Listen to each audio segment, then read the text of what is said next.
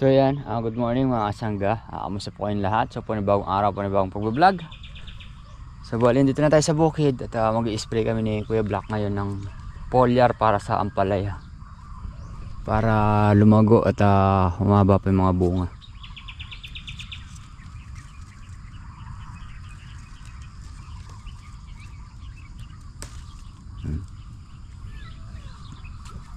Then yung mga sitaw naman guys. Yan. Yan yung pinakapanibagong bulaklak nila guys. Ayun na. So mag-spray din namin yung sitaw ngayon. Mga bunga guys, oh. Meron na silang panibagong bulaklak na naman itong mga dumating na itong mga kasangga. Ayun na. Dami na naman, no? Tatagal pa yan guys. So hintayin lang natin si Kuya Black. Maraming pang sampa sa ano.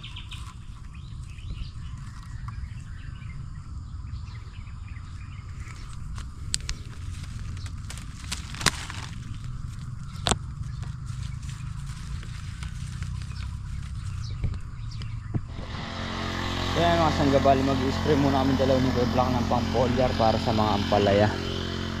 Diba?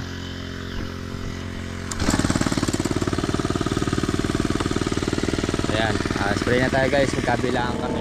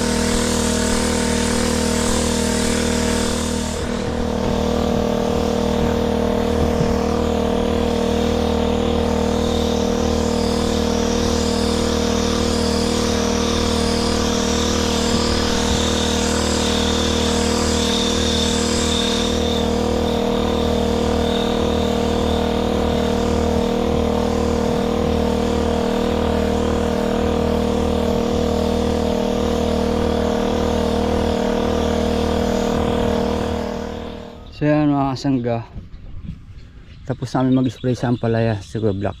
Isang tudling na lang. So bali ayan guys, makulimlim na naman. Sana makapatapos tayo. Tapos ito naman yung mga sitaw ang spray natin guys. Diyan na makulimlim na naman dun mga kasangga, oh.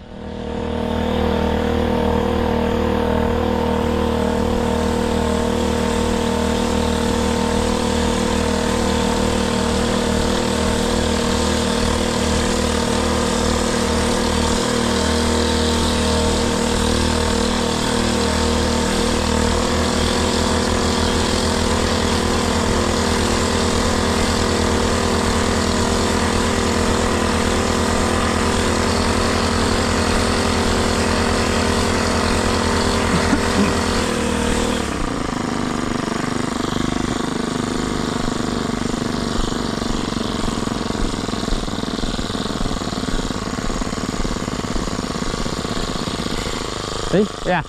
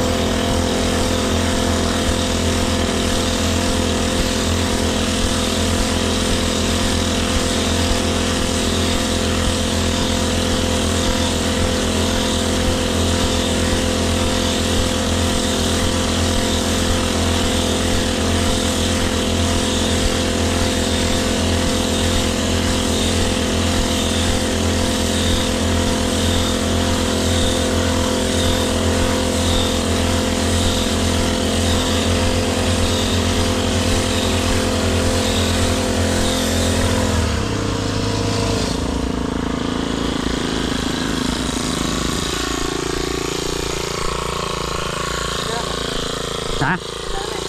Wah.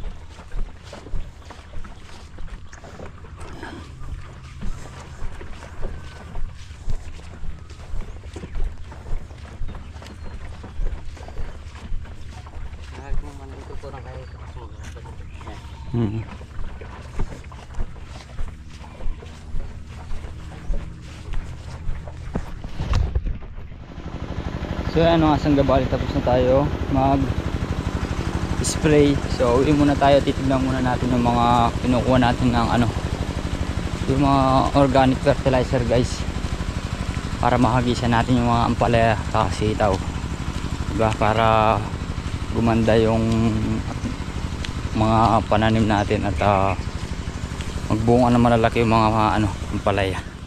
So yan mga sanggabali, nakakuha na tayo ng organic. Ayun, no, kulang pa yan, so babalikan na lang natin guys dahil wala tayong dalang sako. Buti na may mga nakasako na. So mainam fertilizer yan sa ano, sa mga gulay, diba? So bali, alis na tayo, balik na lang tayo. So yan mga sanggabali, andito na tayo sa bukid. Napatubigan na pala niya na to.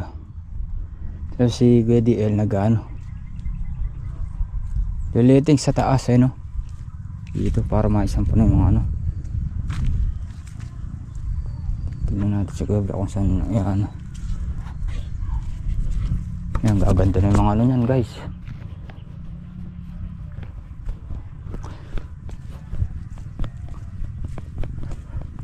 Ang halaman lang na bagong pataba pa naman. Maisasapra na ito pag ganyan yan, no, diba? Yan, no.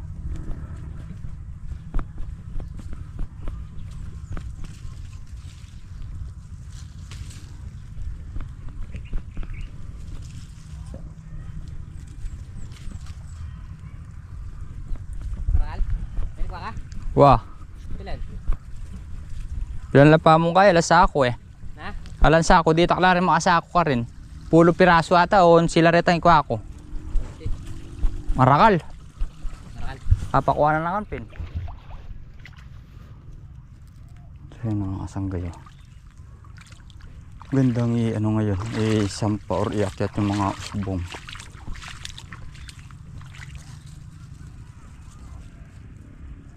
Dahil nga kompleto na ano, leteng.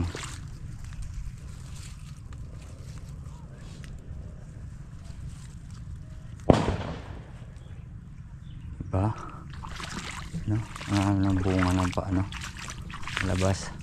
So makikita natin yung ano niyan, yung performance ng ano ng dumi ng pugo.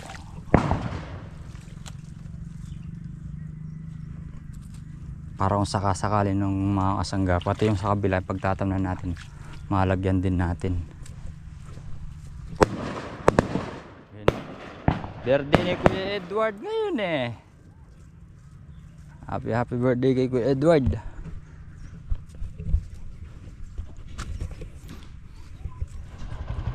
So yan mga sangga, na ilagay na natin pagitan ng isa yung mga ano sako. Kasi na lang sasampol natin doon, ibububod natin doon sa pinatutubigan ni Kuya Black. Tapos bukas kukuha pa ulit kami. So guys, para makita natin yung ano, yung pagkakaiba kumbaga yung dinasabugan at saka or nahagisan ng organic fertilizer. Kasi mas mainam daw kasi yung mga ganun kasangga, nakakatipid pa sa abono or sa fertilizer na binibili talaga.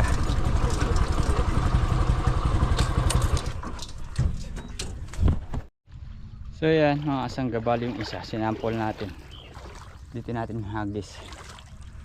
Pinakita natin kay Kuya Black, bukas daw kukuha kami, diba guys? So bunga, diba? Tamang tama yung abono lang din yan para makita natin kung anong improvement at kung magaan sa mga ano, sa mga ampalaya. Pero sigurado effective naman yan. Ayan. So yan mga kasangga, bali yan, hindi natin natapos yung ano kanina, yung pagkuha ng organic fertilizer dahil nga hinatid na natin yung ano doon, yung ibang kinuha natin. Tapos nag-birthday tayo kay Kuya Edward doon sa tabi natin farm doon sa kapatid ni Ate Daisy. And then bukas tatanim kami ng ano, sili maga. Pagkatapos ng mga sangga, pagka medyo mainit na, kukunin namin ulit yung mga ano, tira kong organic fertilizer doon sa pinagkuhanan natin kay Benji. So bali guys, siguro kung di kami apat na kulong-kulong, 3 kukunin na namin lahat eh. Maganda daw yung ano, yung organic fertilizer sa gulay talaga, kaya naghahanap din sila. So buti na lang natanong natin si Benji na ano, meron silang ganun organic fertilizer kasi guys, ano sila, poultry sa pugo. So ang number 1 palang ano malakas sa organic fertilizer is yung una, yung dumi ng ano, paniki guys.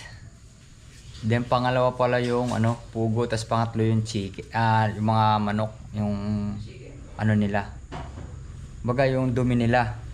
Mas effective daw sa mga gulay yun, tipid pa sa abono, maganda talaga yung bulas nila.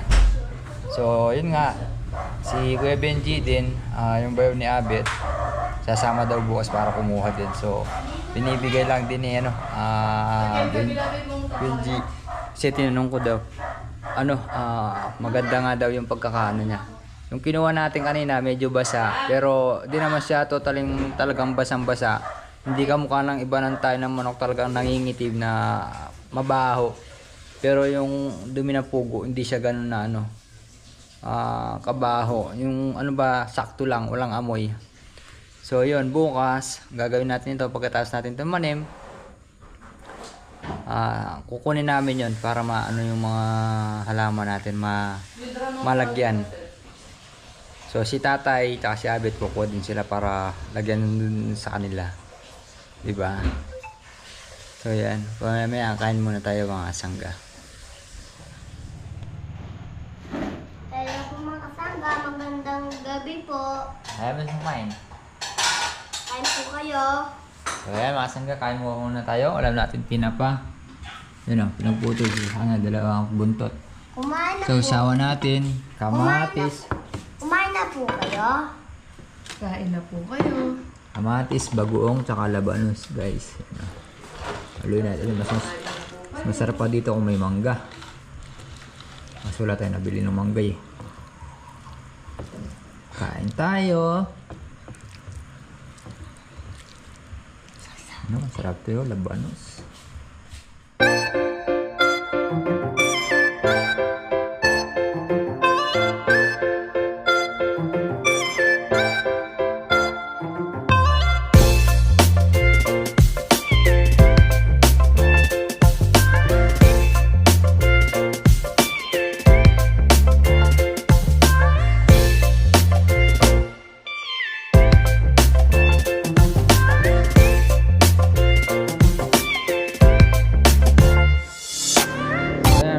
Tapos na tayong kumain.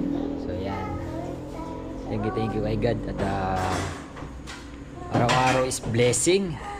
Diba? So yan mga sangga. Malapit na rin ang 3 Kings. So yan. Mga sangga, hanggang dito lang po muna ang ating simpleng video at sana nagustuhan nyo. Muli po maraming salamat po sa inyo lahat sa suporta. God bless po.